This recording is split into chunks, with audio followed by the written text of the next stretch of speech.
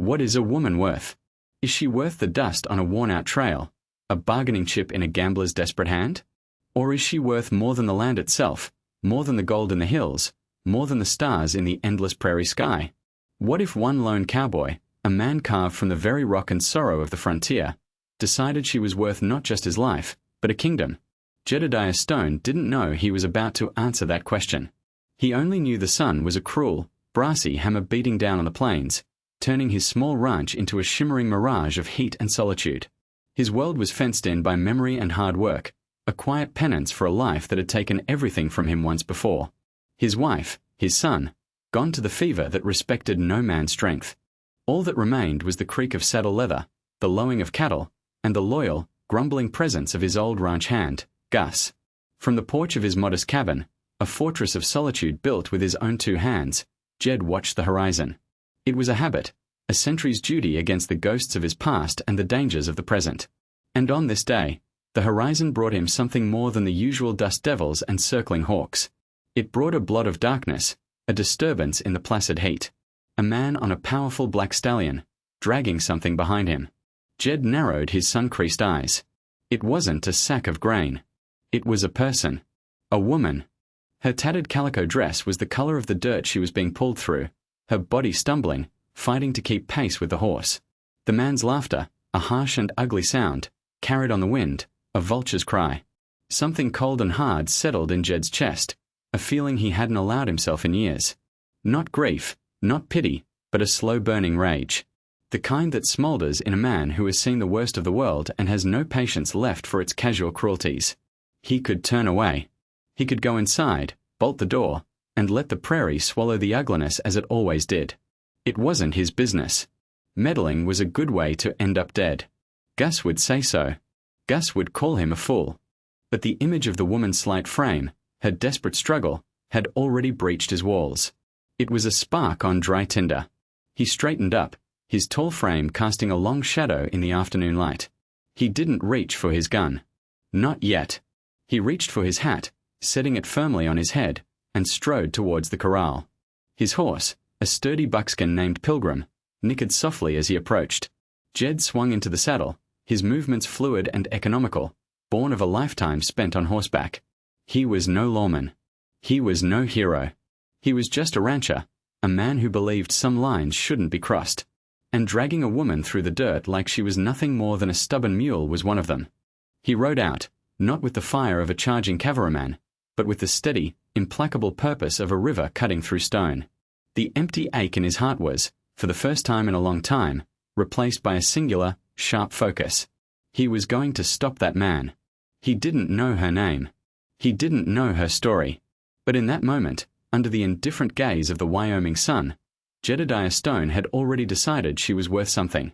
And he was about to find out just how much he was willing to pay. The distance closed quickly.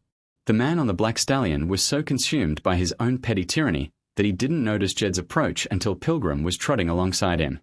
The man's name was Silas Kane, though most folks who'd had the misfortune of crossing him knew him only as Blackheart.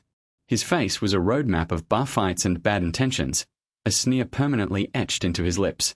He turned, his eyes like chips of obsidian, and his hand twitched towards the pistol on his hip. "This ain't your road, rancher," Silas snarled, yanking on the rope that held the woman. She stumbled, falling to her knees with a choked cry. Jed's gaze flickered to her for a split second. Her face was smudged with dirt and tears, but through the grime, he saw a fire in her eyes, a defiance that refused to be extinguished. She couldn't be more than 18. "A road's free to all," Jed said, his voice calm, level. It was a voice that gave nothing away, a stark contrast to the storm brewing inside him. "But the person you're dragging isn't," Silas laughed, that same ugly, grating sound. This ain't a person. This is property." Won her fair and square, he spat a brown stream of tobacco juice near the woman's feet. "Her pa staked her in a poker game against my prize stallion. He lost. The horse was stolen, turns out, so I'm taking what I'm owed." The casualness of the statement struck Jed harder than a fist. To this man, this young woman was a commodity, a replacement for a stolen horse. The injustice of it settled deep in his bones. He looked at the woman again, truly looked. He saw the bruises on her arms, the terror in her posture, but also the unbroken spirit in her eyes. She met his gaze, a silent, desperate plea passing between them. He would not fail her. "Let her go," Jed said. It wasn't a request. It was a command, spoken with the quiet authority of a man who knew his own mind. Silas's sneer widened. "And why would I do that? You the law?" "No, her kin." "No, then you're a fool looking to die," Silas concluded, his hand now resting on the butt of his gun. "She's mine. I paid a horse for her." Jed's mind raced. A gunfight was a messy, unpredictable thing. He was a good shot, but Silas looked fast. And even if he won, a dead man like Silas Kane likely had friends, men who would come looking for revenge. There had to be another way. He thought of his ranch, of the small savings he'd buried under the floorboards. It wasn't much, but it was all he had. "Name your price," Jed said, his voice steady. "I'll buy her from you. I'll cover the cost of your stolen horse." For a moment, Silas looked genuinely surprised, then his expression curdled into one of malicious amusement. He looked from Jed's plain, sturdy clothes to his reliable but unremarkable horse. "Buy her? With what? You ain't got the kind of money it would take, rancher. Besides," he leaned forward, his voice dropping to a conspiratorial whisper, "it ain't about the money anymore. It's about the principle. A man's property is his own." He tugged the rope again, forcing the woman to her feet. "Now ride on before you get hurt." But Jed didn't move. He sat tall in his saddle, a granite obstacle in Silas's path. The woman, Alara, though he didn't know her name yet, watched him, her breath held tight in her chest. For the first time since her father had shoved her toward this monster, a flicker of something other than terror sparked within her. It was a fragile, dangerous thing. It was hope. The standoff stretched, the silence broken only by the buzzing of flies and the stamping of hooves. The sun beat down, a merciless witness. Jed knew this was the moment. The choice that would change everything. He could ride away and live with the shame, or he could stay and face the consequences. For him, there was no choice at all. He subtly shifted his weight, gathering Pilgrim's reins. His eyes never left Silas, but his mind was on the rope, the horse, the woman. In a flash, he spurred Pilgrim forward, not at Silas, but past him. As he rode by, he leaned down, his knife a silver blur as it sliced through the thick rope tethering Alara to Silas's saddle. The severing was so clean, so unexpected, that for a second, no one moved. The cut rope fell into the dust. Alara stumbled back, free. Silas roared in fury, his hand finally yanking his pistol from its holster. But Jed was already wheeling Pilgrim around, placing himself directly between the outlaw and the girl. "Get behind me," he yelled to her, his voice cracking like a whip. Alara didn't hesitate. She scrambled behind the safety of Jed's horse, her heart hammering against her ribs.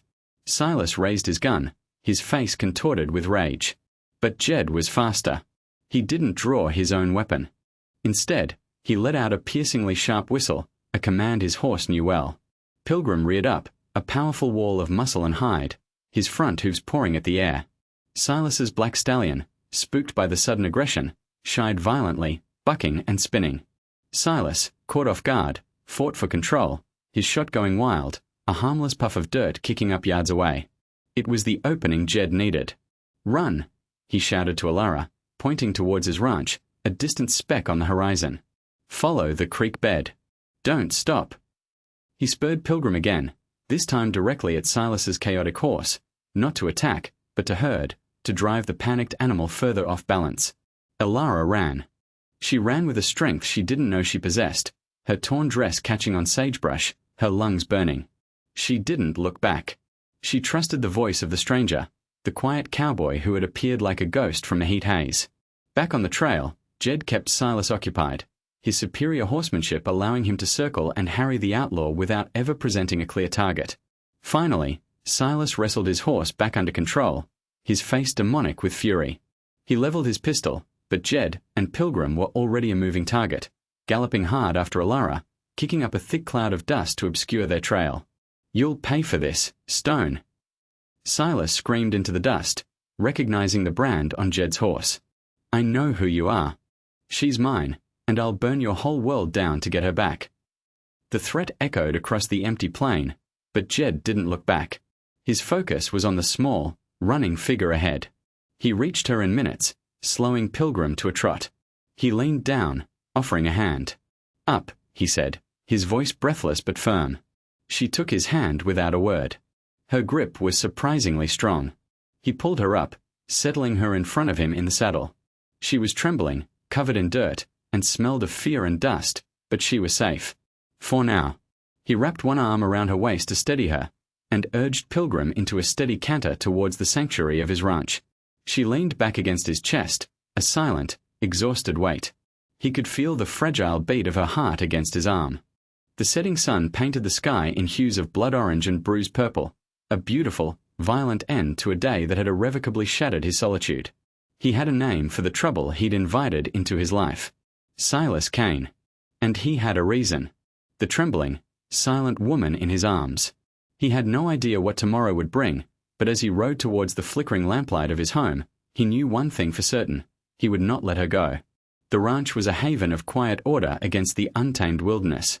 As they rode into the yard, a wiry old man with a face like a dried apple emerged from the barn, a rifle held loosely in his hands. This was Gus, Jed's only companion, a man whose loyalty was matched only by his pessimism. He took in the scene, Jed, his face grim, and the disheveled woman seated before him, and his expression soured. "Jedediah, what in the devil's name have you brought home now?" Gus grumbled, lowering the rifle but not his suspicion. "Found a stray, did you? This one looks like she'll bring more trouble than a pack of coyotes in a henhouse." Jed swung down from Pilgrim, then reached up to help the woman. She slid down, her legs unsteady, and for a moment she leaned against the horse for support, her eyes darting nervously from Jed to Gus. "Her name's Alara," Jed said, though he hadn't learned it from her yet. It was a name that simply came to him, fitting the fire he'd seen in her eyes. "And the trouble found her, Gus. I just evened the odds a little." He led Alara towards the cabin, his hand resting lightly on her back. She flinched at the touch but didn't pull away. Inside, the cabin was simple, clean, and masculine. A stone hearth dominated one wall, a rough-hewn table and 2 chairs sat in the center, and a single bed was tucked into a corner. It was a place built for one. He gestured towards a chair. "Sit. You're safe here." She remained standing by the door, a cornered animal ready to bolt. Her silence was a wall, thick and impenetrable. Jed didn't push. He moved to the hearth, stoked the embers, and added a log. He filled a basin with water from the pump and placed it on the table with a clean cloth. "There's stew on the stove," he said softly, not looking at her directly, giving her space. "Eat when you're ready.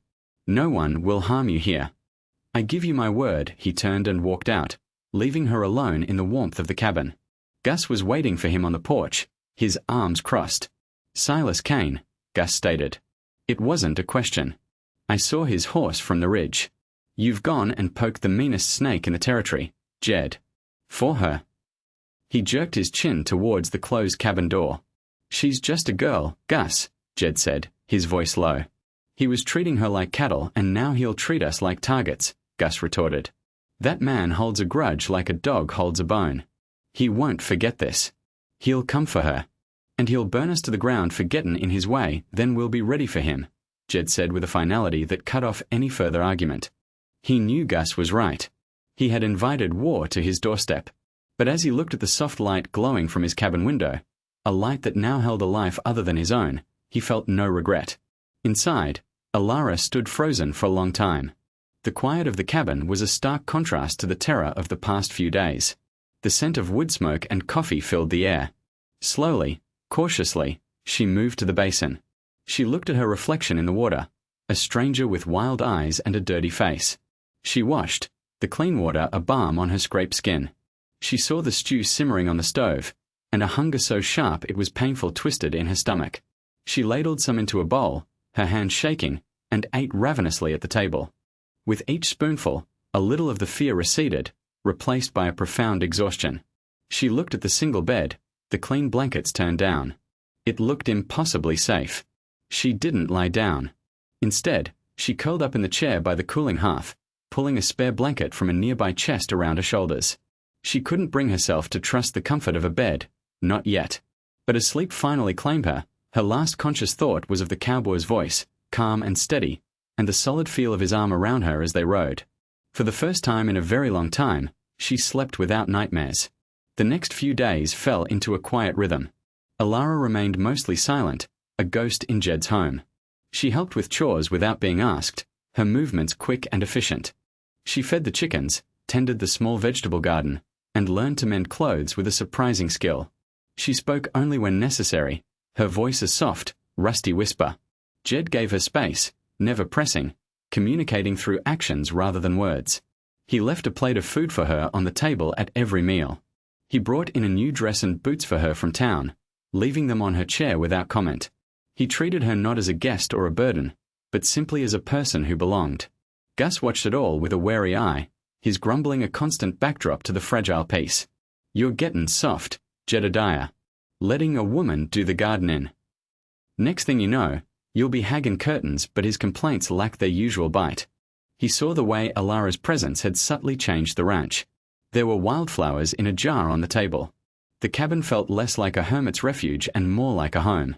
One evening, as Jed was repairing a bridle on the porch, Alara came out and sat on the steps, watching him work. The silence stretched between them, comfortable now, not strained.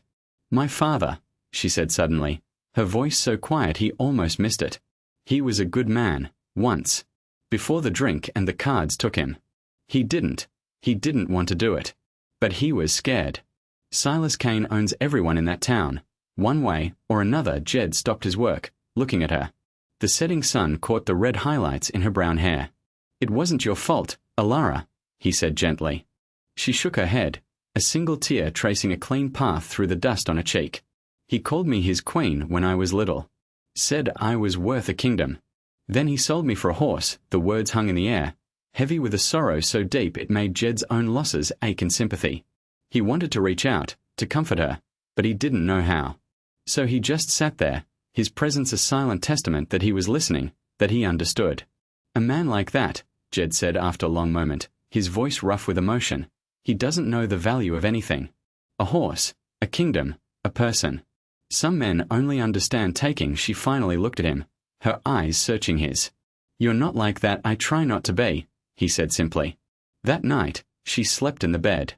It was a small step, but it was a beginning. A seed of trust, planted in the hard, unforgiving soil of the frontier, was starting to grow. But they both knew that Silas Kane was out there, a storm gathering on the horizon, and it was only a matter of time before he came to reclaim what he believed was his. The peace was a fragile thing, a soap bubble shimmering in the harsh sunlight, and they all knew it couldn't last. Silas Kane was not a man to let an insult go unanswered. A week after Alara's arrival, the first sign of trouble appeared. Jed found one of his prize steers slaughtered in a far pasture, its carcass left for the vultures, a brutal message. Gus found tracks near the northern fence line, 2 riders, watching the ranch. The threat was no longer a distant echo. It was a physical presence, pressing in on them. The unspoken tension thickened the air. Jed began carrying his rifle everywhere he went, his eyes constantly scanning the rolling hills that surrounded his land. He knew he couldn't just hide Alara forever. She needed to be able to defend herself, to survive. One morning, he led his calmest mare, Daisy, out of the corral. Alara watched him from the porch, her arms wrapped around herself. "You know how to ride?" he asked. She nodded. "My father taught me. A long time ago." "Good," he said. "But we're going to make sure you can ride like the wind if you have to." He spent the morning with her, not just teaching her to ride, but to become one with the horse. He showed her how to guide Daisy with her knees, how to shift her weight for speed and balance, how to read the animal's moods. His instructions were patient, his voice a low murmur. He stood close, his hand occasionally brushing hers as he adjusted the reins, sending a jolt of warmth through her. In these moments, surrounded by the vast, dangerous landscape, they carved out a small world of their own. The air between them was charged with more than just the looming threat of Silas Kane. It was filled with a growing awareness, a magnetic pull that both frightened and thrilled them. Alara, who had only known the rough, possessive touch of men, found herself mesmerized by Jed's gentle strength. He never crowded her, never demanded anything of her. He simply was. Solid, dependable, and kind. He, in turn, saw the steel beneath her quiet exterior. He watched her determination as she mastered the horse, her jaw set, her eyes focused. He saw her tending to the garden with a fierce tenderness, coaxing life from the dry soil. He was falling in love with her, a realization that was as terrifying as it was undeniable. Loving someone meant having something to lose again. One afternoon, As a storm rolled in from the mountains, they took shelter in the barn. The rain hammered on the tin roof, a relentless drumbeat. They sat on a bale of hay, the scent of rain, earth, and horses filling the air. "I haven't told you everything," Alara said, breaking the silence. About my past, Jed turned to her, his expression inviting her to continue. "Silas, he didn't just win me. My father owed him money, a lot of it. The card game was just for show, a way to make it seem legal. Silas owns the saloon, the freight office. He's been buying up all the ranches that are struggling. He wants it all. My father was just another pawn, and you were the price of his failure," Jed finished softly. She nodded, her gaze fixed on the rain streaming down the barn door. "I heard him talking to his men. He doesn't want me because I'm valuable. He wants me because I'm a symbol. If he can take a man's daughter, he can take anything. It's about power. If you hadn't come," her voice broke. "He finally did what he'd been wanting to do for days. He reached out and took her hand. His fingers were calloused and warm, engulfing hers. But I did come," he said. "And I'm not letting him have you." She looked down at their joined hands, then up at his face. The shadows in the barn softened the hard lines around his eyes, revealing the deep well of kindness within. She saw his own past hurts there, his own loneliness. They were two broken people, finding shelter from the same storm. "Why?" she whispered. "Why are you doing this? You could have ridden away. You could be killed." He squeezed her hand gently.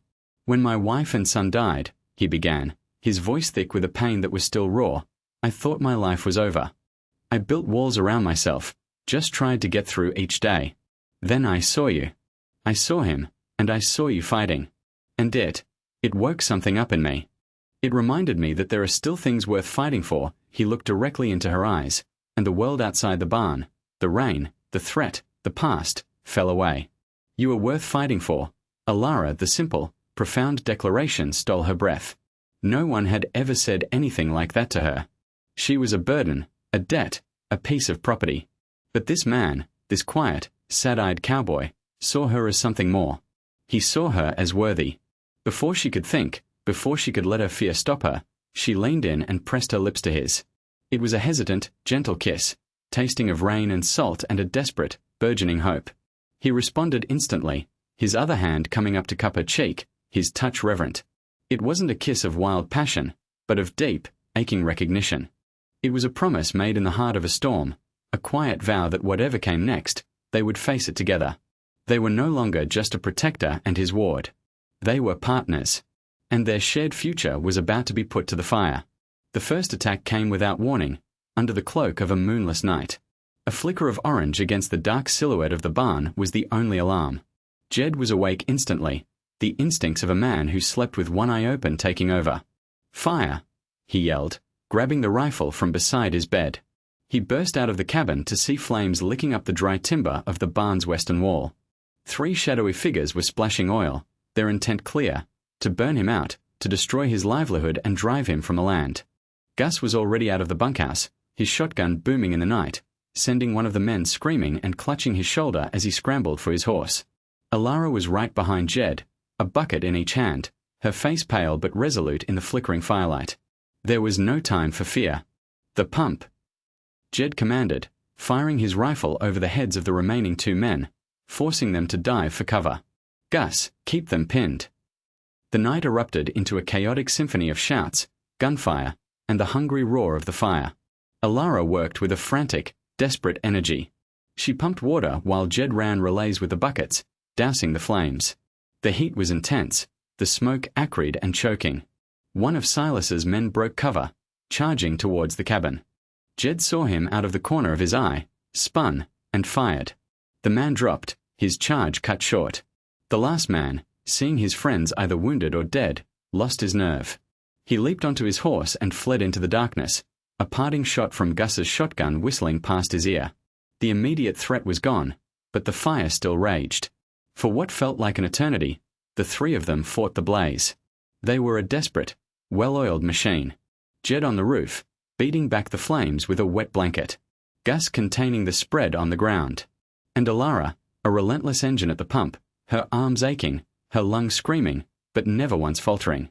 Finally, as the first hints of dawn stained the eastern sky, they won. The fire was out, leaving a blackened, smoldering scar on the side of the barn. The horses and cattle inside were safe, spooked but unharmed. They stood together in the pre-dawn gloom, covered in soot, exhausted to the bone, surveying the damage.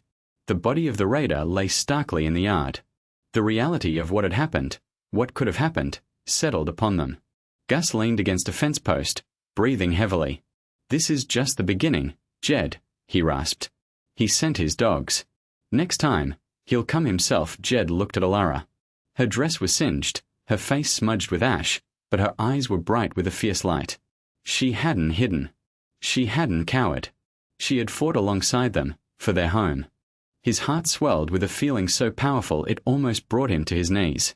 It was more than love. It was a profound, unshakable respect. He walked over to her, gently wiping a smudge of soot from her cheek with his thumb. "Are you all right?" he asked, his voice hoarse. She nodded, her gaze unwavering. "He tried to burn us down. He tried to take my home." The way she said my home sent a tremor through him. She wasn't a guest anymore. This place was hers as much as it was his. "This can't go on," she said, her voice finding a new strength. "We can't just wait for him to come back and finish the job." Jed knew she was right. Hiding and defending was a losing game. They were ranchers, not soldiers. They couldn't withstand a prolonged siege. The fight had to be taken to Silas Kane. "I'm going into town," Jed announced, his decision made. "See what I can find out. Find out where he's holed up. A snake is most vulnerable in its own den." Gus spat on the ground. "Town's full of Kane spies. You'll be walking into a trap. It's a risk I have to take," Jed said, his eyes meeting Alara's. "We can't win by waiting." He saw the fear in her eyes, but also a deep, abiding trust. She believed in him. That belief was a shield, a weapon, a reason to face whatever dangers lay ahead. The confrontation was no longer just about protecting her. It was about building a future she had claimed as her own. As he prepared to ride out, she stopped him at the corral, pressing a small, hastily wrapped package of bread and dried meat into his hands. "Be careful, Jedediah," she whispered, her hand lingering on his arm. "Come back." He covered her hand with his own. "Always," he promised. The word was a vow, sealed by the rising sun of a new, more dangerous day. The town of redemption was misnamed. It was a place where second chances went to die, a dusty collection of buildings held in the tight-fisted grip of Silas Kane. As Jed rode down the main street, he felt a dozen pairs of eyes on him. The townsfolk, cowed and fearful, scurried out of his way, their faces averted. They knew who he was. They knew he was the man who had defied Blackheart Kane. He was either a hero or a dead man, and no one wanted to be standing too close when the final verdict came in. He tied Pilgrim outside the general store, a place run by one of the few people in town who hadn't sold her soul to Silas, a stout, no-nonsense widow named Martha. Her store was an island of decency in a sea of fear. The bell above the door jingled as he entered. Martha was behind the counter, her expression grim. "Jedediah Stone," she said, her voice low. "You've got a fool's courage coming here. I need supplies." "Martha," he said, keeping his voice casual, though he knew she could see the tension in his shoulders. "And maybe a little information. Supplies I can sell you," she replied, wiping down the counter with a damp cloth. "Information costs more than money in this town. It can cost you your life." He placed a few coins on the counter for coffee and ammunition. "I hear Silas has been busy," he prompted gently. Martha glanced towards the door, then leaned forward.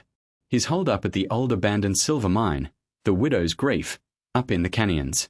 He and his whole pack of wolves. He's been bragging all over town about the bonfire he's going to have at your place.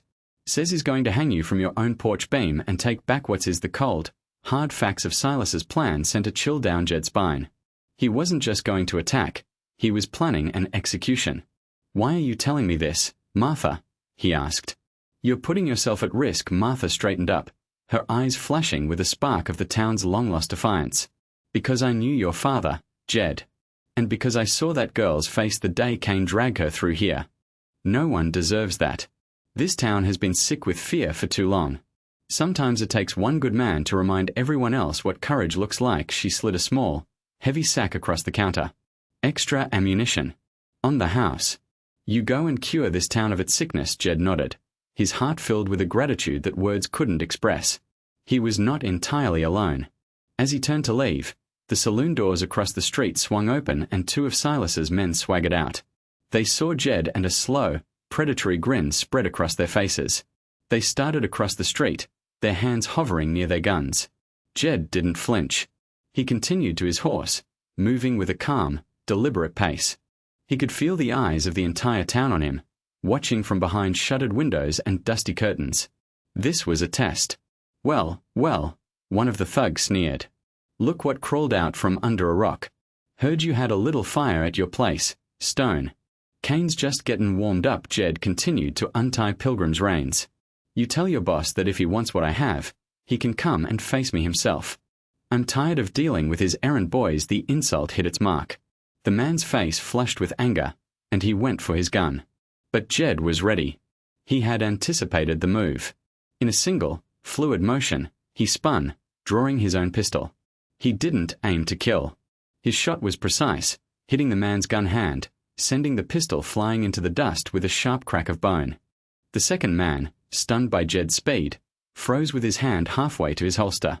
Jed's pistol was now leveled at his chest. Go, Jed said, his voice deadly quiet. Tell Silas I'm waiting. The second man, his face pale, grabbed his wounded companion and half-dragged him back towards the saloon. The street was silent. Jed holstered his weapon, swung into the saddle, and gave a small nod towards the general store window, where he could just make out Martha's silhouette. Then he rode out of town, leaving behind a current of shock and a tiny, dangerous spark of hope. He now knew where the snake lived. The next step was to figure out how to cut off its head. The ride back to the ranch was a blur of grim determination. The confrontation in town had changed the equation. It was no longer a private war. It was a public challenge. Silas would have to respond, and it would be with overwhelming force. When Jed arrived, Alara and Gus met him in the yard, their faces etched with worry. He quickly relayed what he had learned from Martha and what had happened in the street. Gus listened, stroking his grizzled beard. The widow's grief mine, he muttered. That's a fortress. Tunnels, high ground. A dozen men in there could hold off 100-inch. We are not going to attack them there, Jed said, his plan solidifying in his mind. We are going to make him come to us. But this time, it'll be on our terms for the rest of the day. They worked tirelessly, turning the ranch into a defensible position. They boarded up windows, leaving small slits for firing. They positioned wagons and troughs in the yard to create cover. Gus, using his knowledge of blasting from his prospecting days, set a few carefully placed charges along the main approach to the ranch, wired to a detonator in the barn. It was a desperate plan, a long shot, but it was all they had. As dusk fell, the work was done. The ranch was eerily quiet, braced for the coming storm. The three of them gathered in the cabin, the air thick with unspoken fears.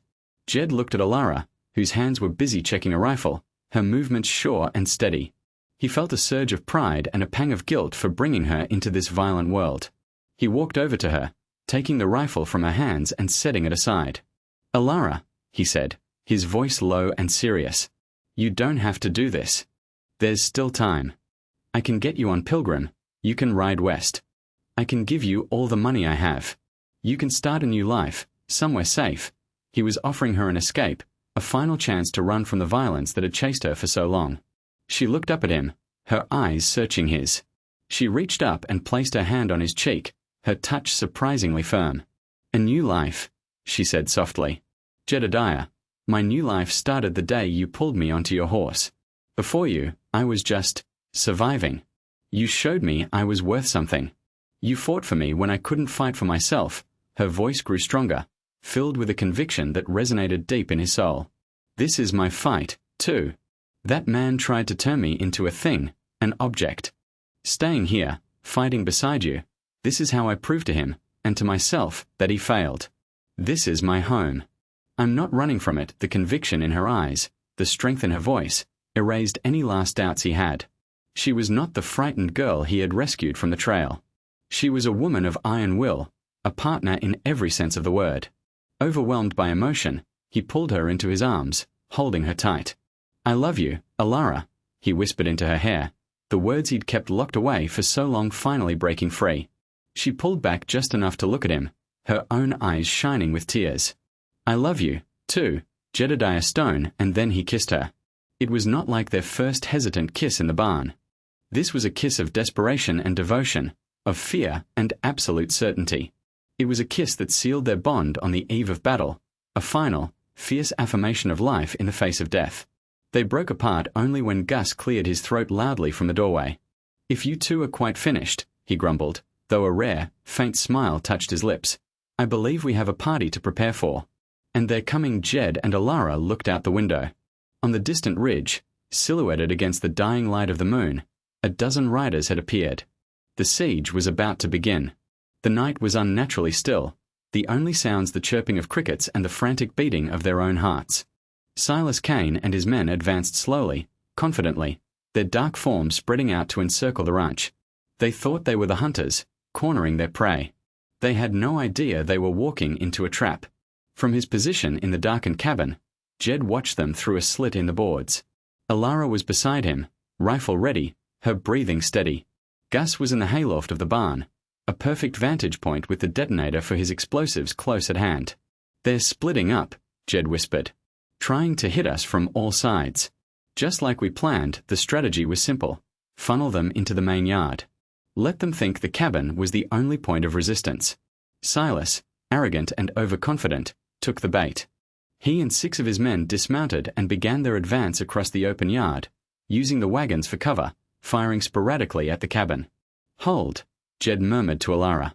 Wait for Gus's signal. The tension was a physical thing, a coiled spring tightening in Jed's gut. He could see Silas's face in the moonlight, twisted in a hateful sneer. He was shouting orders, confident of his victory.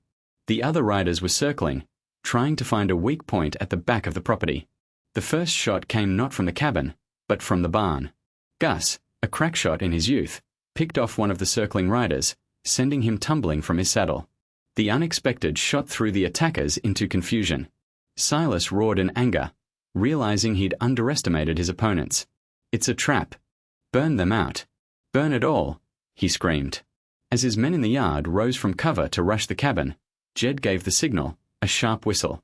From the hayloft, Gus pushed the plunger on the detonator. The ground erupted. The explosives he'd buried weren't designed to be lethal, but to sow chaos. 2 massive explosions of dirt, rock, and smoke ripped through the yard, throwing Silas's men off their feet, disorienting them, and spooking their horses. In that moment of chaos, Jed and Alara opened fire. Their shots were measured, precise. 2 more of Silas's men went down before they even knew what was happening. The fight descended into a desperate, close-quarters battle. Gunfire lit up the night, the reports echoing off the hills. Alara was a rock, reloading and firing with a calm efficiency that amazed Jed. She was no longer a victim. She was a warrior defending her home. Gus kept the remaining riders at bay, his shotgun making the barn a fortress they dared not approach. The battle raged, smoke filling the air, the smell of gunpowder sharp and acrid. One by one, the odds began to turn. But Silas was a cornered animal, dangerous and unpredictable. He saw his force dwindling, his victory slipping away. Consumed by rage, he focused on the source of all his frustration, Jedediah Stone. With a primal roar, he charged the cabin, firing his pistol wildly. Jed shoved Alara to the floor. "Stay down," he yelled, as bullets splintered the wood around the window. He knew he had to draw Silas away, to end this face-to-face. He kicked open the back door and slipped out into the darkness, circling around towards the corral. "Kane," he yelled into the night. "It's me you want. Let's finish this." Silas, his eyes wild with fury, spun around and saw Jed standing in the open by the corral fence. This was the showdown he wanted. He stalked towards Jed, his pistol held ready. "I'm going to kill you, Stone," he hissed, his voice dripping with venom. "And then I'm going to take that girl and remind her what she is." "Property, she's not property," Jed said, his own gun steady in his hand. "She's more than you could ever understand. You think that girl is worth dying for." Silas taunted, raising his pistol to fire. "She's worth a kingdom," Jed replied, and fired. The 2 shots were almost simultaneous. A searing pain ripped through Jed's left arm, spinning him around. But his own shot was true. Silas Kane staggered back, a look of shocked disbelief on his face. He clutched at his chest, where a dark stain was spreading rapidly. He dropped his pistol, fell to his knees, and then pitched forward into the dust, still. The silence that followed was deafening. The remaining outlaws, seeing their leader fall, broke and fled into the night. It was over. Alara rushed out of the cabin, her face a mask of terror until she saw Jed standing. She ran to him, crying out when she saw the blood soaking his sleeve. "Jedediah." "It's all right," he grunted, leaning against her. "It's just my arm." Gus climbed down from the loft, his shotgun resting on his shoulder. He surveyed the scene, the defeated raiders, the silent form of Silas Kane, and Jed leaning on Alara. He nodded slowly. "Well," he said, in the biggest understatement of his life. "That's that." Then the dawn broke on a scene of devastation, but also of victory. The air was still thick with the smell of smoke, but it was the cleansing smell of a fever that had finally broken. They buried the dead. They tended to Jed's wound, which was painful but not serious. And they began the slow process of putting their world back together. In the quiet aftermath, a new peace settled over the ranch, a peace that was earned, not just found. It was the peace of survivors, of people who had faced the worst and emerged stronger, together. A few weeks later, as Jed's arm was healing, he and Alara stood on the porch, watching the sun set, just as he had done so many times alone. But now, he was not alone. Her hand was in his, a perfect fit. The ranch, once his sanctuary of solitude, was now a shared kingdom, built not on land or wealth, but on a foundation of courage and mutual respect. "I have something for you," Jed said, his voice quiet. He reached into his pocket and pulled out not a ring, but a small, intricately carved wooden bird. He had spent the long hours of his recovery whittling it. "It's a mockingbird," he explained. "They say it sings its own song, and the songs of all the other birds it's heard. It reminds me of you. You have your own strength, but you've also taken all the hardship you've heard and seen and turned it into something beautiful." Alara took the small bird, her eyes shining. "It's beautiful," she whispered. "Jedediah Stone," she said, turning to face him, her expression serious but full of love. "You don't have to give me gifts. You already gave me everything. You gave me back myself." He smiled, a true, deep smile that reached his eyes. "There's one more thing I'd like to give you," he said, his voice growing thick with emotion. "My name. Alara, will you marry me? Will you be my partner, in everything, for all our days?" Her answer was not in words. It was in the brilliant, joyful smile that lit up her entire face, and in the kiss she gave him, a kiss that held the promise of 1,000 sunsets to come. They were married by a traveling preacher a month later, with Gus and a brave Martha from town as their witnesses. And as they stood on their porch, husband and wife, looking out at the vast, beautiful land that was their home, Jed knew the answer to that question that had started it all. What is a woman worth? Alara was worth more than a stolen horse. She was worth more than gold. She was his kingdom, his redemption, and his home. And their story, a testament to the enduring power of kindness in a harsh world, would forever be a legend whispered on the winds of the Wild West. What do you think? Can one act of courage truly change a person's destiny? Let us know in the comments below if you believe in the kind of love that can build a kingdom from dust and ashes. And don't forget to share this story with someone who needs a reminder that everyone is worthy of being fought for.